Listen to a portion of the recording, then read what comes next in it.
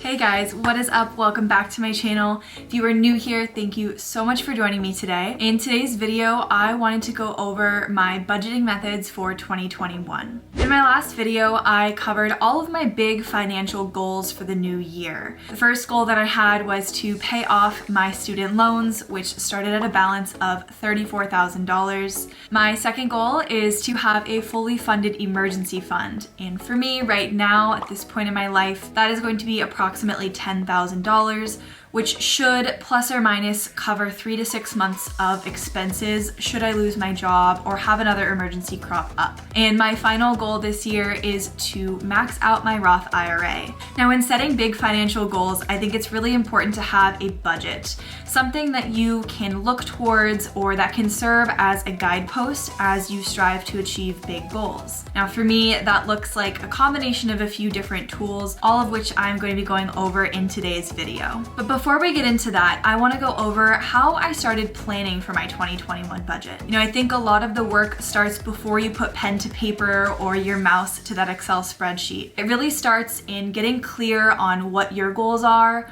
what's important to you, and how you can realistically go about achieving these goals without putting yourself on such a strict financial diet that you ultimately end up failing. So when I went to plan my 2020 budget, I had a few things in mind. The first major category that I looked at was my lifestyle. This year, that means fewer purchases, so not buying the new goods that I don't need, not spending impulsively at sales that I might have never shopped at if they hadn't had the sale tag on them in the first place. And overall, just avoiding making purchases that aren't serving me now or my future self. The second thing that I did, and arguably the most notable thing, was that I chose to move home to live with my parents. Now, just a little bit of background. I recently graduated from college. I live in California, and both going to college and living in California are very expensive things. And after school, I was really fortunate to land a great job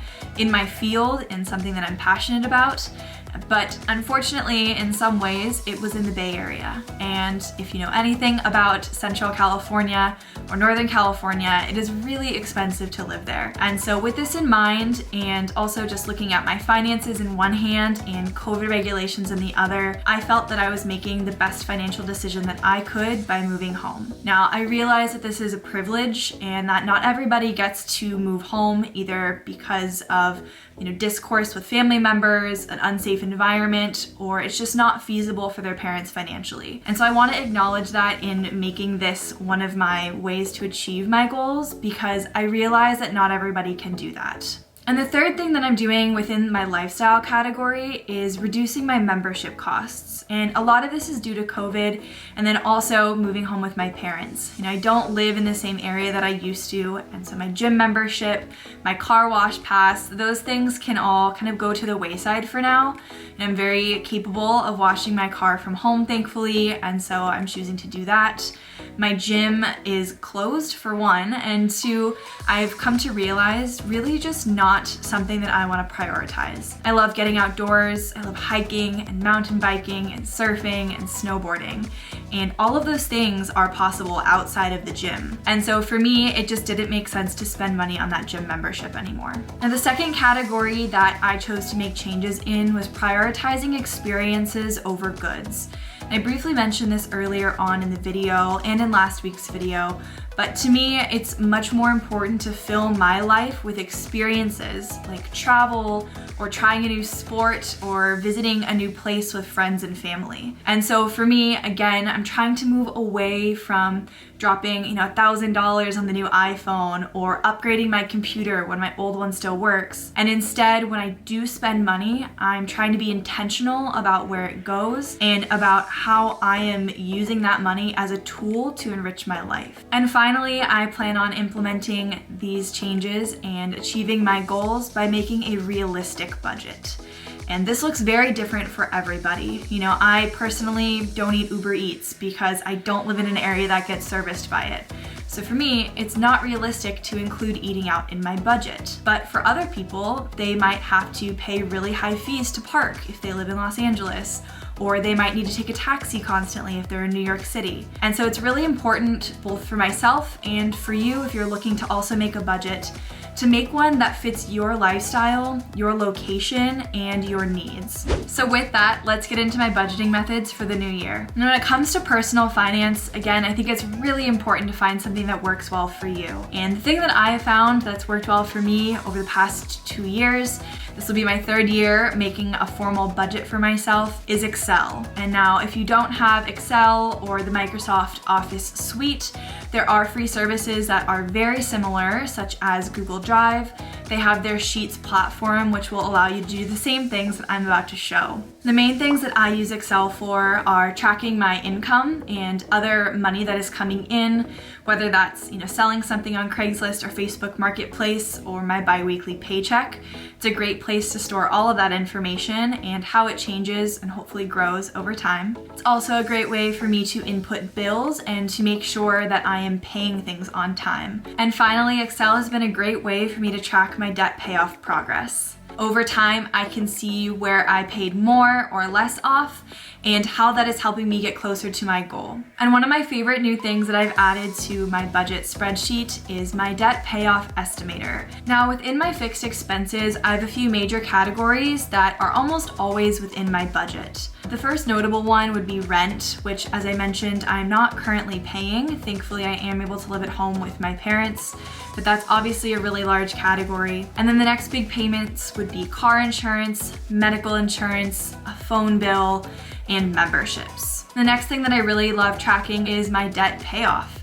And so within my budget spreadsheet, I also am tracking my remaining balances on my debt. So right now, again, roughly at $21,000, and I can see that change over time and track how that has changed over time. Being able to visualize that I am, a third of the way there has made me even more motivated to continue to pay off debt and to pay it off even faster than I was before. And finally, I also use my budgeting spreadsheet to track my savings goals. Now, right now, my savings are pretty minimal because I am prioritizing my debt payoff, but included in this tracker are my retirement or my Roth IRA and 401k contributions available to me should I need to spend it. Now, this is definitely separate from an emergency fund. An emergency fund, in my opinion, is really just for emergencies. So that's if my car randomly breaks down and I absolutely need transportation, or I have a medical bill that comes up that I need to pay and I don't want to take on more debt for.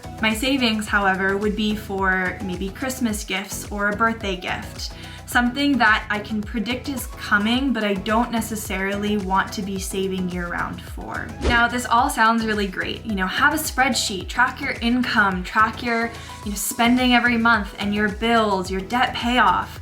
But it can also be super overwhelming to start. And so I've included a link down below to my own debt payoff spreadsheet. Now, it just has some filler numbers in there, so they're not my current budget numbers because I wanted to make it general enough for everyone to use. But if you're in need of a starting point and you would like to just have someone else's template to adjust and tailor to fit your own needs, please feel free to check it out. I would love it if other people got use out of my method as well. Now, once you have your tracker and your template all ready to go, it's really easy to put those numbers in and to set a goal or a target for yourself. Now, that's the really exciting part. That's the fun part. But the difficult part is sticking to it. And the main way that I stick to my financial goals is by using my passion planner. Now, this has been so instrumental in me actually achieving my goals.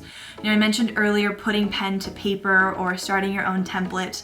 But for me to feel like I'm actually achieving something, I love to have something to cross off or to highlight and say, I completed this thing. I achieved this milestone. I finished this task. And so tracking my expenses in my passion planner has been a huge game changer for me. And when I say tracking my expenses, I don't mean just big purchases. I legitimately write down every single dollar that I spend, every penny that I spent even. And it might seem kind of silly to track every single dollar, but until you get really comfortable with your finances and you are really aware of where all your money is going, it's super easy for purchases that are smaller or very minimal to add up without you even realizing. The The point is just having an awareness about where your money is going so that you can again set a budget and set goals that are realistic to the lifestyle that you live and that you want to live. So in my passion planner, I have a few main sections. As I mentioned, I first have an area where I track my monthly expenses. And then in addition to that monthly tracker, I also like to have a page where I track all my big milestones. So for 2021, I am starting fresh and totally revamping how I track these milestones in my planner.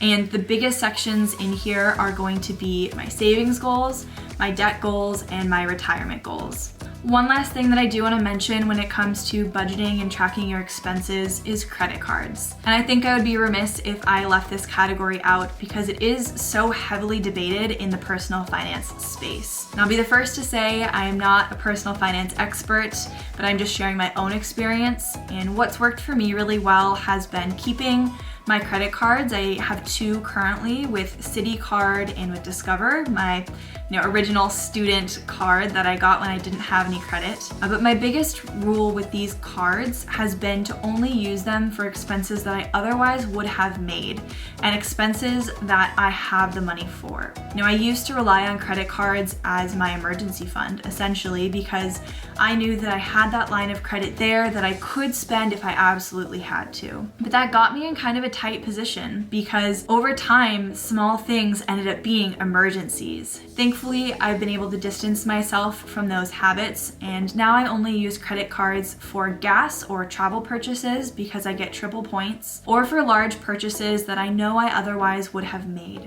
All right, everybody, that is all that I have for you today. Thank you so much for tuning in. I hope you enjoyed this video and maybe learned a thing or two about ways that you can implement my tips and tricks into your financial plan in the new year. If you enjoyed this video and want to see more like it, make sure to give it a big thumbs up and don't forget to subscribe down below so that way you're notified every time I post new content. Happy holidays. I hope you have a great rest of your 2020. I know it has been a rough year, but personally, I'm really optimistic about 2021 and I can't wait to see you all there.